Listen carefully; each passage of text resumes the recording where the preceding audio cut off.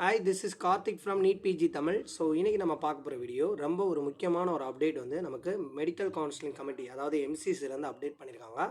So இந்த video டீட்டெயிலாக பார்க்குறதுக்கு முன்னாடி நீங்கள் வந்து இந்த வருஷம் நீட் பிஜி எழுதிருக்கீங்க, கவுன்சிலிங்காண்டி வெயிட் பண்ணுறீங்க அப்படின்னா நம்ம வந்து பார்த்திங்கன்னா 8 வருஷமாக வந்து பெய்ட் கவுன்சிலிங் சர்வீசஸ் பர்சனலாக கொடுத்துருக்கோம்.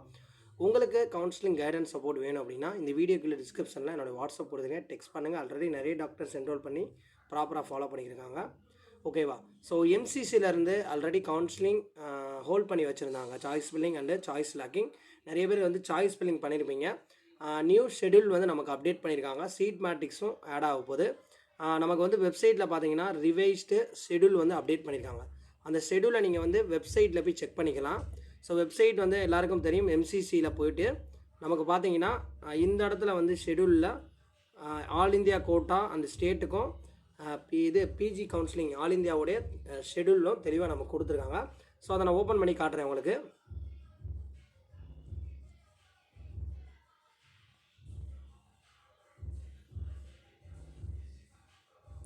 ஓகே, ரவுண்ட் ஒன் கவுன்சிலிங்கோடைய ஷெடியூல் எல்லாருக்கும் தெரியும். 23ஆம் தேதி நமக்கு சீட் மேட்ரிக்ஸ் ஃபைனல் ஆச்சு. 17 அக்டோபர்லேருந்து 5 நவம்பர் வரையும் ரெஜிஸ்ட்ரேஷன் பேமெண்ட் கொடுத்துருந்தாங்க. சாய்ஸ் ஃபில்லிங் வந்து இப்போ நமக்கு 17 நவம்பர்லேருந்து 18, ஸோ வந்து 18ஆம் தேதி வரையும் எக்ஸ்டென்ஷன் கொடுத்துருக்காங்க. 18ஆம் தேதி நமக்கு 11:55 நமக்கு 4 மணிக்கு ஈவினிங் ஸ்டார்ட் ஆகி லாக்கிங் ஸ்டார்ட் பண்ணி 11:55 வரை நமக்கு ரவுண்ட் ஒனுக்கான அந்த லாக்கிங் வந்து பண்ணிக்கிறலாம். 18ஆம் தேதி வரையும் நீங்கள் சாய்ஸ் ஃபில்லிங் பண்ணிக்கலாம். பட் ரெஜிஸ்ட்ரேஷன் பேமெண்ட் வந்து மறுபடியும் பண்ண முடியுமான்றது எந்த ஒரு சேஞ்சஸும் இல்லை, அப்படியே தான் இருக்குது. நமக்கு வந்து சீட்டோடைய ப்ராசஸிங் அலாட்மெண்ட் வந்து நவம்பர் வந்து 19, 20 வந்து ரிசல்ட்டு, காலேஜில் ஜாயின் பண்ணுறதுக்கான டேட் ரிப்போர்ட்டிங் டேட் வந்து 21 நவம்பர்லேருந்து 27, 28 to 30 வந்து நமக்கு ஃபைனலாக வந்து ஃபஸ்ட் ரவுண்ட் கவுன்சிலிங் வந்து ஆல் இந்தியாவில் கவுன்சிலிங் ஷெடியூல் முடியுது. ஓகேவா? ஸோ நமக்கு வந்து இது வந்து எம்சிசியோடைய ஷெடியூலுங்க. இதே இது வந்து நமக்கு ஸ்டேட் கவுன்சிலிங் எப்போ வந்து அப்டேட் ஆகிருக்கு அதையும் நம்ம பார்ப்போம்.